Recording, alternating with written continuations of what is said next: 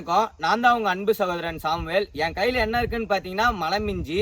இதை பாத்தீங்கன்னா காற்று பண்டியிலேருந்து மான் வரைக்கும் நிறைய சாப்பிடும். அதை சாப்பிட்டு காணொலியெல்லாம் காமிக்கிறேன் பாருங்க. இவ்வளோ சாப்பிட்ருக்கு.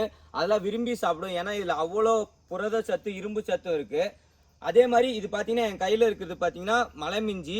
இது ஃபுல்லாவே கிழங்கு. இதெல்லாம் நம்ம நார்மலாவே சாப்பிடலாம். இந்த மாடு ஓட்டிட்டு வரவங்க எல்லாம் காட்டுக்குள்ள போகும்போது அவங்களுக்கு பசி எடுத்துருச்சுன்னா இந்த கிழங்க லைட்டாக இப்படி சாப்பிட்டுப்பாங்க. இது சாப்பிட்றதுனால என்ன ஆகுனா அவங்க உடம்புக்கு வந்துட்டு கூலிங் ஆயிரும். அந்த வெயில் அவங்கள தாக்காது. அதே மாதிரி இது அவ்வளோ ஒரு சத்தானது. பசியே எடுக்காது அவங்களுக்கு. அவங்க மதியானம் வரைக்கும் ஆடு ஓட்டிட்டு வந்தாலும் அவங்க வந்துட்டு பசியே எடுக்காது. அதே மாதிரி இதில் இன்னொரு மகத்துவமும் இருக்கு. அது என்னன்னு பார்த்தீங்கன்னா இந்த மலைமிரிஞ்ச நெருப்புல வாட்டி இப்படி புளிஞ்சிங்கன்னா இதுல இருந்து சாறு வரும். அது எதுக்கு பயன்படுதுன்னு பாத்தீங்கன்னா காது வலி, காதுல வந்துட்டு கொயின்னு சத்தம் வருது, காதுல சீல் வடிடுது, இதுக்கெல்லாம் மருந்தே இல்லைன்னு சொல்லுவாங்க. ஆனா இதெல்லாம் நெருப்புல வாட்டி காதுல புளிஞ்சு விட்டீங்கன்னா இதுல இருந்து வர சாறு அவ்வளோ ஒரு மகத்துவமானது. இதை வந்துட்டு நார்மலா புளிஞ்சிங்கன்னா உடஞ்சிரும். அதே மாதிரி நெருப்புல காட்டி புளியும் போது என்ன ஆகுனா இது இருகல் தன்மை போயிட்டு நல்ல லேசா இருக்கு. புரியும் போது சாறு வரும். அதை காதுல விட்டு வந்தீங்கன்னா உங்களுக்கு வந்துட்டு காது வலி அதெல்லாம் வரவே வராது. அதே மாதிரி இது வேற எதுக்கு பயன்படுதுன்னு பாத்தீங்கன்னா இது மூட்டு வலி எல்லாத்துக்கும் பயன்படுது.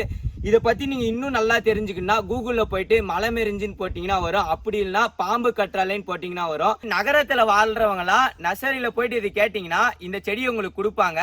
இதை வந்துட்டு நீங்க அழகு சாதனமா வளர்க்கலாம். இதை வளர்க்கறதுனால என்ன ஒரு நன்மைன்னு பாத்தீங்கன்னா வெளியில வந்துட்டு வாகனத்துல வர புகை, ஃபேக்டரியில வர புகை, அதே மாதிரி நகரத்துல வாழ்றதுக்கு யாருக்குமே தகுதி இல்லை. அதனால எல்லாம் கிராமத்துக்கு போயிருங்க அப்படின்னு சொல்றாங்க.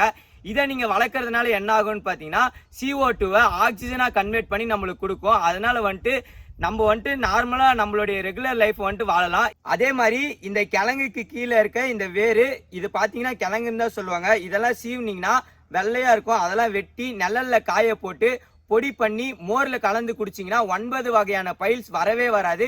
பைல்ஸ் இருந்தாலும் குணமாயிரும். ஏன் சொல்றேன்னு பாத்தீங்கன்னா எங்களுடைய ஜென்ரேஷன் எல்லாம் நல்லா வாழணும், நல்ல இயற்கையான காற்றை சுவாசிக்கணும் தான் நாங்க சொல்லிட்டு இருக்கோம். இதெல்லாம் யார் எங்களுக்கு சொன்னதுன்னு பாத்தீங்கன்னா எங்க சித்த மருத்துவர்கள் எல்லாருமே எங்களுக்கு சொன்னாங்க. இல்ல இதை பத்தி நீங்க இன்னும் நல்லா தெரிஞ்சுக்கணும், இல்ல இதை பத்தி உங்களுக்கு வேற ஏதாவது டவுட் இருக்குன்னா பட்டதாரி மருத்துவர்கள் இருப்பாங்க, சித்த வைத்தியர்கள். அவங்க கிட்ட போய் கேட்டீங்கன்னா அவங்க உங்களுக்கு சொல்லுவாங்க. இந்த விஷயம் இப்போதான் உங்களுக்கு தெரியும்னா மறக்காம நம்ம பேஜை ஃபாலோ பண்ணி உங்க ஃப்ரெண்டுக்கு ஷேர் பண்ணி விடுங்க.